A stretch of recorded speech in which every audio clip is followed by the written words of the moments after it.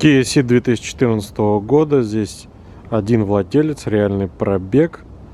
Пламегаситель варен, стоит обманка, которая работает, и перекладка поршней уже присутствует. Просит отремонтировать. Машина привезена из города Ижевск. Так, посмотрим быстренько салон, пробег. Пробег по щитку 156 тысяч. Так, машина на механике. Это G4FG с двумя фазовращателями.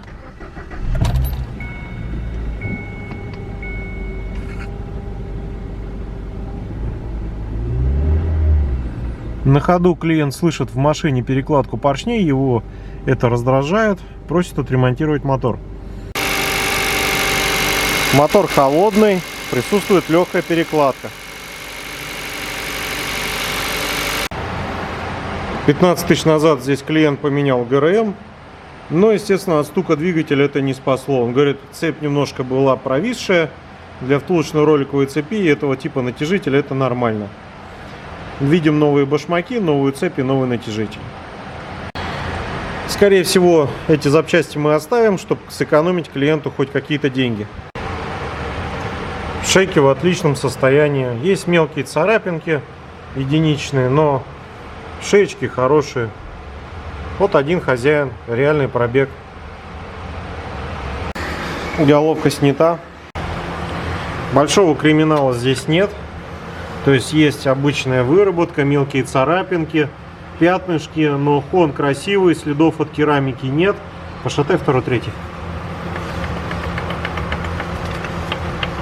Облегченная поршневая, видимо, этот звук клиента беспокоил. Мог бы еще поездить и дальше. Вот эти царапинки, которые вы видите при эндоскопировании цилиндров, это все мелочи. Здесь вот почему-то с краю, в районе пальца, по третьему цилиндру, он весь вот в таких царапинах, пятна. Головку разобрал. Клиент сказал, что на ней не гоняют, то есть мотор не насилует. И в целом здесь все весьма неплохо. Вот, кроме небольшого стучка поршневой, видимо, в перекладке, которая его беспокоит и которую он слышит в салоне, остальное здесь все очень в достойном виде. Есть, конечно, царапинки единичные по шейкам, я уже про это говорил, но износ он не критичный. Еще здесь головка в хорошем состоянии, клапана без язв на рабочих фасках, стерженечки нормальные, втулочки хорошие, маслосъемные колпачки, ну уже немножко они поддубевшие, но тоже не полностью мертвые. По сцеплению выжимной шумит, есть выработка на лепестках, но при этом, что интересно, пружины все целые, накладки относительно целые. То есть, видите, да, насечки еще не стертые. Здесь у него корзинка относительно неплохая. Ну, клиенту показал фотографии, решай сам. Выжимной в любом случае поменять нужно. А насчет диска и корзины, как хочешь. Либо сейчас комплектом, либо замена будет позже. Если в спокойном стиле езды, то еще походит и немало. Насос в хорошем состоянии остается. Лаковые отложения присутствуют, но не сказать, чтобы их чересчур много. Для своего пробега мотор в хорошем состоянии, я бы так сказал. Пятаков под форсунки здесь завода нет, форсунки не предусмотрены. Коленвал потерт, есть царапины, по первой коренной шейке особенно, но я думаю, пойдет на полировку и подберем другие вкладыши по цветовой таблице. С поршнями поинтересней. Криминала особого нет, кольца закоксованы, уже залегли маслосъемные. Клиент говорит, ездит, тошнит, не гоняет, не крутит, не убивает. Ну и вот видим, что юбки поршней в хорошем относительно состоянии. Есть мелкие пятна, есть кого-то маленький такой задирчик. Совершенно на первом тоже есть мелочи. Но для такого пробега все очень хорошо. Я уже обсчитал смету. Сегодня у нас утро следующего дня после дефектовки. И вот на утро, на свежую голову я оставил последний этап. Это дефектовка геометрии цилиндров. Смета у него выходит где-то около 60 с копейками тысяч. Это очень бюджетно. Для 2020 года, когда запчасти растут каждый день, дорожают, рубль дешевеет, это реально дешево. И За счет чего это экономия? Ну, человек поменял ГРМ, то есть мы экономим на цепи, башмаках, натяжителе, мы их оставим, тщательно промоем, экономия на сцеплении. Очень аккуратный водитель, ездит спокойно, аккуратно, и даже у него 160 тысяч уже начался перестук. Многие скажут, вот там таксисты по 300, по 400 тысяч на них ездят. Да, ездят. То есть они ездят и с этим перестуком, для них это нормально. Они ездят и с масложором, там, по 5 литров за интервал замены масла доливают, и для них это тоже нормально. Когда мотор трещит в салоне, как отбойный молоток, они считают это тоже нормальным. И когда уже там поршень отвалится или еще что-нибудь произойдет, когда мотор встанет, вот для них это считается окончанием ресурса. Но в основной массе все-таки у частных владельцев подход к технике немножко другой. То есть они не ездят до талого, до последнего, и на таких машинах просто некомфортно ездить. Короче говоря, сцепление мы меняем только выжимной подшипник, диск, корзину оставляем. Вот за счет этого и получается экономия. Также вчера дефектовался Солярис, там очень сильно был мотор изношен. Ну, там откровенно было видно, что на нем гоняли. То есть юбки просто были съедены поршней, все стучало, трещало, как отбойный молоток. И головка пошла под замену из-за износа постели распредвалов. Откуда берется стук? Поршни изношены, минус 5 соток уже по юбкам. То есть здесь зазор увеличивается не только по причине того, что блок теряет геометрию, об этом я скажу позже, но и по причине того, что маленький Т-образный поршенечек изнашивается и имеет малый ресурс. Вы скажете, давайте поставим какие-нибудь поршни с длинными юбками, громадными, но я уже в каких-то видео показывал. Максимально укороченный блок и поршень вот этой маленькой юбчонкой, он даже вылезает внизу цилиндра вот примерно настолько. И до щек коленвала здесь всего ничего запаса. Некуда увеличивать эти поршни. Все именно так сделано, чтобы он был максимально маленьким, компактным, этот мотор. Вес двигателя без навесного порядка 60 килограммов. Только представьте себе, 60 килограммов мотор без навески. Что хочу сказать по поводу двигателя FG с двумя фазовращателями. Из него завод высосал максимальную мощность. То есть это максимально форсированный мотор без турбины, без вальвотроника и без изменяемых подъемов кулачков. То есть только с двумя фазиками. Соответственно, это изменяемые фазы впуска и выпуска. Когда программист начал делать программы на этих машинах, это было несколько лет тому назад, первыми поехали FC-шки. То есть с одним фазиком FA 1.4, FC 1.6. Когда поехали FG, чиповщик был очень сильно удивлен. То, что он делал в программе для FC, заводом было сделано на этом моторе. То есть они придушили двигатель FC и FA, но вот этот двигатель FG, он максимально раздушен фазовращателями. То есть запаса по форсировке почти не осталось. Я имею в виду по форсировке программно, то есть это изменение алгоритмики работы фазовращателей. Можно там по смесям поиграться, но запас крайне невелик, и те люди, кто после чиповки, например, уезжал на FC с автоматом, особенно отмечали хороший прирост мощности и крутящего момента. А вот эти FG после чиповки почти ничего не отмечают. То есть они говорят, я, говорит, не заметил результата. Заводом они сняли с этого мотора все. Просто все, чтобы убить всех конкурентов, всех вес там со своими жалкими 100 силами и пол и все остальное. То есть это флагман у них по мощности. Вот с этого дрища они сняли максимум. Теперь, чем хорош этот блок? Хорош он тем, что здесь нет следов от разрушения катализатора, то есть белых рисочек, полосочек нету. Здесь нет тепловых, скажем так, задиров, когда люди гоняют на них нещадно. То есть этот человек ездил спокойно. Тем более мне будет сейчас интересно посмотреть, что здесь с геометрией. Сначала посмотрим внимательно камерой цилиндры. Да, есть полосочки мелкие, вы их видите часто эндоскопом, думаете, что они от катализатора. Нет, вот эти полосочки, они не от катализатора. Катализаторная мука, она дает белый цвет. Теперь соседние, значит, соседство с цилиндром. Вот полосы, да, вот эти вот вертикальные вот идут.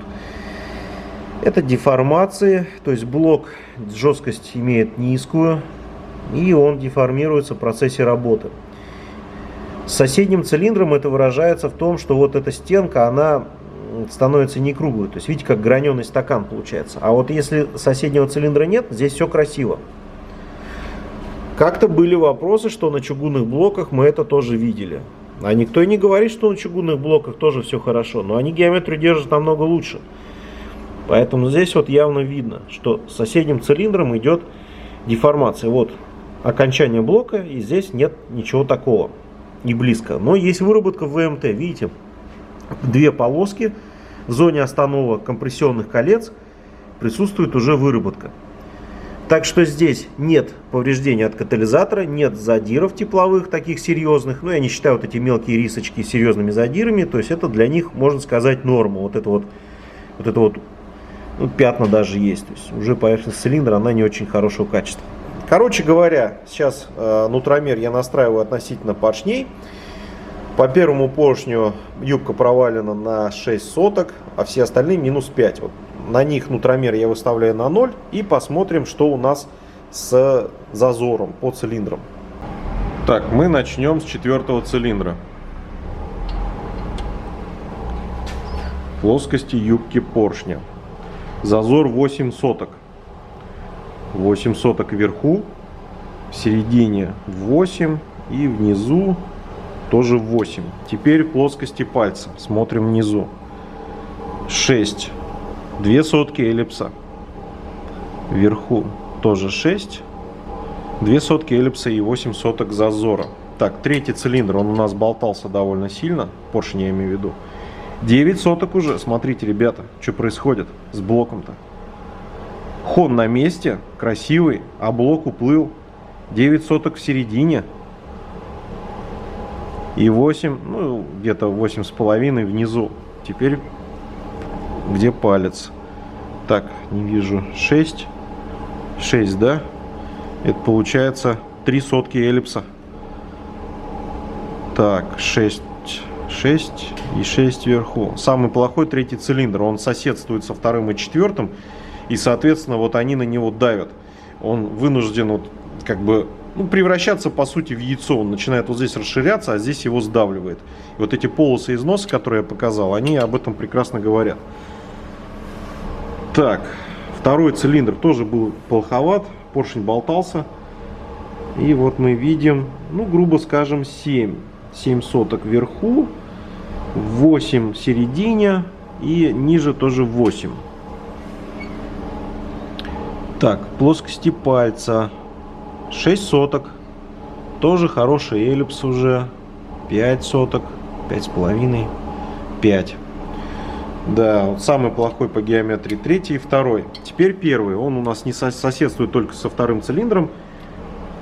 И здесь у нас зазор 6, ну 7 где-то, да, 7 вверху, в середине тоже 7 и внизу получается 6,5, получше. Так, плоскости пальца 6 и 5. Теперь смотрите, что получается. Вот если бы они сделали немножко блок подлиннее и сделали вот эту перемычку потолще, сделали бы в ней протоки, как вот мы видели на чугунных блоках старых образцов, они бы в принципе избавились от влияния соседних цилиндров, и этот блок он бы не играл как гармонь. Вот эти вот, можно представить себе как меха на гармонии. Вот они сжимаются, разжимаются, и всегда мы видим 2-й, 3-й цилиндр самые худшие по геометрии. То есть 1-й у нас свободен, 4-й свободен в одной стороне, и с ними почти все нормально. Давайте вспомним Весту с пробегом, по-моему, 370 или 360 тысяч, которая с Москвы приезжала. Многие написали, что там типа пробег был нереальный, но пробег был в принципе большой на самом деле, потому что это было видно по направляющим выпускных клапанов. То есть когда чистые руки проходят сотни моторов, это видно, что пробег как бы реальный. Почему хон был хороший? Человек ездит в основном по трассе, и там есть маслофорсунки, это первое. И второе, все-таки 127-129 моторы на ВАЗе с электронным дросселем, они достаточно серьезно задушены. То есть для максимального сбережения ресурса снижена мощность, отклик на педаль газа, поэтому они более, скажем так, терпеливо, что ли, относятся к нагрузкам, то есть более задемпфирована педаль газа. И, соответственно, больше ресурс отсюда проистекает. Есть кованые поршни, часто спрашивают, кованые поршни вот на этот блок алюминиевый. Если мы берем вазовский блок там Приору, собираем на кованых поршнях, задаем зазор 5,5-6 соток, и все это ходит, ездит, но через 20, 30, 50 тысяч начинает уже на холодную брякать поршнями до прогрева. Что мы будем иметь здесь? Вы берете кованые поршни, собираете на зазоре 5,5-6 соток, и все, через 2 сотки зазора, когда еще 2 сотки прирастет, а это будет буквально там через 5, 10, 15 тысяч пробега, он у вас уже будет стучать. Он уже будет греметь поршнями буквально сразу. Поэтому литые поршни на этом блоке, они позволяют отсрочить момент, когда вот эта деформация цилиндров дойдет до того, что вы начнете слышать зазор.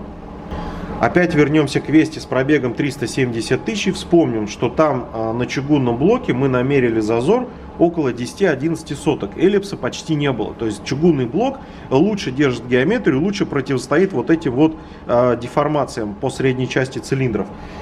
И у него масложор был 0,5 литра на 10 тысяч километров. Что касаемо этого блока, здесь завод не просто так форсунки не стал ставить. То есть они прекрасно знают, что эти блоки жидкие, что они геометрию не держат. И форсунки они ставить не стали. То есть они пытаются там разбрызгиванием как-то смазать цилиндры. Даже они шатуны не стали сверлить. То есть даже этого не сделали. Почему? Потому что когда геометрия начинает уплывать, блок деформируется, кольца уже нормально масло не держат. То есть с этим мы сталкиваемся и после ремонта, когда люди жалуются, что там 100 граммов на 1000 он там подъедает, 200 граммов на 1000, им кажется, что мотор, ремонт сделан плохо. Но с таким блоком ты не сделаешь по-другому. То есть ты либо ставишь форсунки, избавляешься от задиров, либо вот как мы сейчас последний год играемся поршневыми кольцами. То есть мы добиваемся того, чтобы более жесткие поршневые кольца лучше съедали вот эти вот стенки, скажем так, вот быстрее шла приработка, и отслеживаем отзывы. Отзывы хорошие, то есть мы по нескольким типам моторов в принципе добились того, что после ремонта расхода масла практически нет, он нулевой. Поэтому люди, когда говорят, что вот на этом моторе у них там расход масла, он долил 300 граммов, 400 граммов на 5000 или на 7000, и им кажется, что это плохо, на самом деле это нормально. То есть, когда расход превышает 500-600 граммов заводских допусков и ушел к литру на 1000, вот это плохо. Касаемо этого двигателя, за счет спокойной езды, в принципе, он доездил до своих 160 тысяч, клиенту кажется, что это маленький пробег, для этого мотора дрища, я считаю, это пробег хороший. Таксист другой, он бы в принципе еще на нем поездил и 100, и 200 может быть. То есть дошел бы до того, что поршня гремели, он бы стал жрать масло, потому что кольца уже, они уже легли. То есть уже подвижности у них нет, кольца очень слабые. Очень быстро залегают. Мы на 50 тысячах разбирали моторы, и кольца были уже легшие. И геометрия у некоторых блоков доходила до 0,1 по зазору, начинал жрать масло. То есть здесь еще пара соток на увеличение зазора, и он начнет масло жрать спокойно. Так что это одноразовое алюминиевое, вот силуминовое барахло, которое в принципе сделано для того, чтобы выжать с рынка всех конкурентов, которые старались сделать моторы более качественные и хотя бы делали нормальные моторы по блокам. То есть идет гонка. Мы сейчас то же самое видим на фордовских 1.6, на ниссановских 1.6. Максимальная экономия на все. На толщине стенок, на жесткости блока, им плевать. Этот мотор с завода должен пройти сотку и не более того. Свою сотку он выходит. Без форсунок, с тонкими кольцами, с этим сопливым блоком он пройдет. Что будет после расточки и гильзовки? Если вы думаете, что гильзовка каким-то образом усилит этот блок, то ответ нет. Она его не усилит никаким образом. Жестким чугунным блоком он не станет после этого. И те же самые деформации, которые раздувают второй, третий цилиндр, они также наблюдаются и после гильзовки. То есть плывет и гильза, плывет и блок. То есть получается, как бы гильза плывет вслед за блоком. Мы разбирали эти моторы после пробегов там 50-70 тысяч и тоже наблюдали деформацию цилиндров. Вы скажете, давайте гильзовать мокрыми гильзами Дартоном. Окей, ребята, давайте гильзовать Дартоном. Вы за это готовы платить? Вы готовы платить за ремонт бюджетника 200 тысяч, там, я не знаю, 250-300 тысяч? Вы за это не будете платить. Никто за это платить не будет. Это дорогая работа, дорогие гильзы, и желающих на это нет. Тут вот за 60 тысяч-то ремонт, вообще за копейки можно сказать. Тут сейчас вазы дороже в ремонте выходят, и то уже люди немножко стонут. А с чего стонать-то? Ну, новый СИД тебя ждет, 1 200 000, пожалуйста, во всех магазинах, как говорится, нашего города.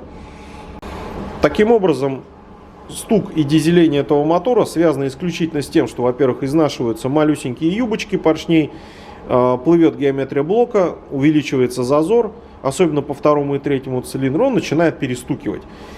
Я бы сказал, что на холодную в перестуке ничего страшного нет. И даже после гильзовки и расточки, когда люди вот проездив там год, полтора-два, обращаются и рассказывают, что у них там появилось какое-то дизеление на холодную, я всем говорю, ребят, это норма.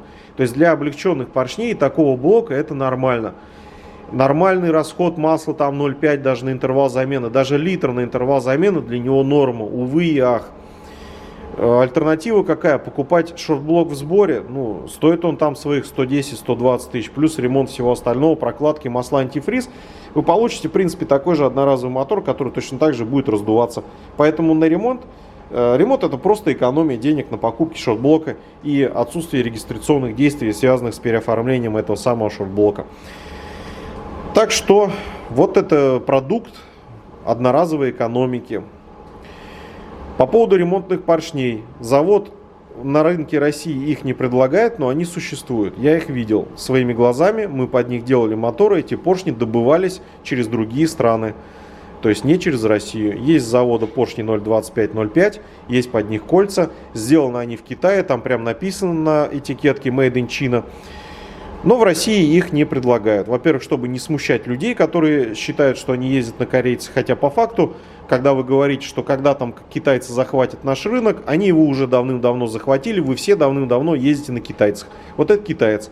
Он сделан в Китае. И по сути, те заводы, которые вот удалось посмотреть на YouTube по производству этих машин, ну это по сути автосборочные, отверточные заводы, которые точно так же собирают там, из готовых машинокомплектов с минимальной работой по всему остальному. Поэтому не секрет, что эти моторы это именно Китай.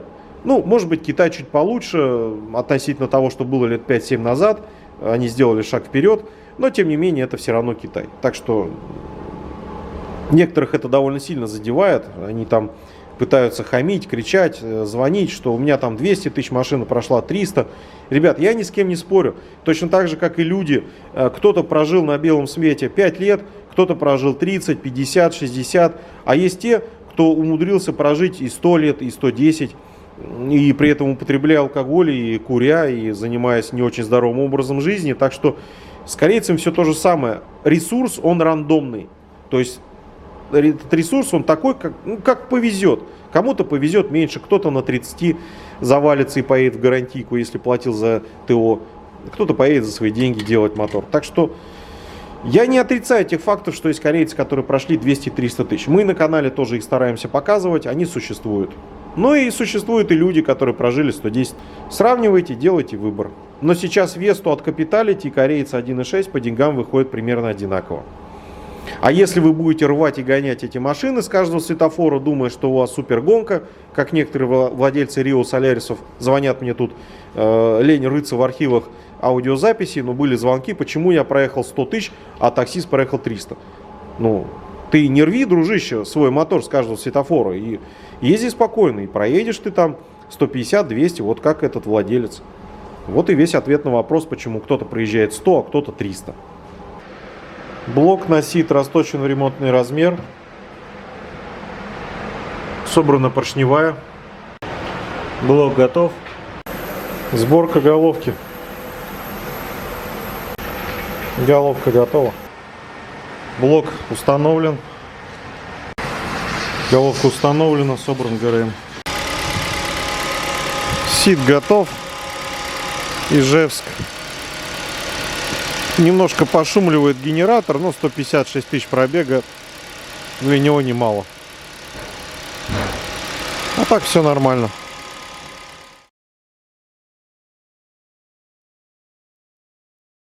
Да, Добрый вечер. добрый. Алло. Да, добрый. Вам удобно говорить? Говорите, давайте. Как-то не работает. Скажите, пожалуйста, на Ютубе сейчас смотрю, Kia Ceed вы сделали 204, которые кобылы, GDI. Угу. Знаете, какая проблема со вкладышами? Заказывали, где вы их? В магазине где? Как и Там все. просто они приходят не комплект, а вот на шатуны, на каждый шатун. Нет, у нас консультации нет, извините, пожалуйста. Вот Так, и чё? мы не занимаемся. Сами ищите, мы также искали. Да? Да. А если отзыв какой-нибудь поставлю нехороший, что, сложно ответить? Ради бога, ставьте. Похуй все, да? Да, давайте. Ну ладно.